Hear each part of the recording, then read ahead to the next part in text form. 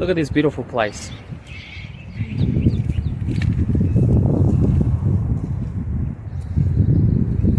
Alright, just a quick video, guys. Some of you don't know who I am, some of you do.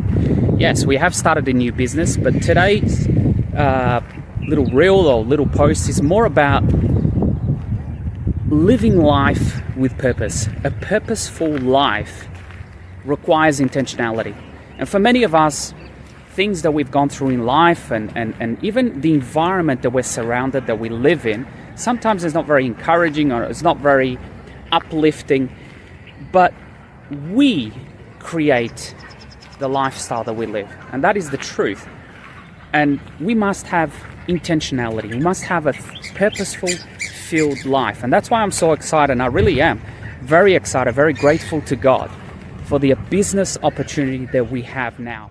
It is actually producing already a sustainable income, and it's producing a secure future. It's producing provision for the commission. And I mean for ministry, for charity, for whatever we feel the Lord leads us to. I wanted to encourage you with that. So have two major points. In life, you must live life with a purpose. It must be a purposeful, filled life, and that requires intentionality. Live with a purpose, start with intentionality. Bless you.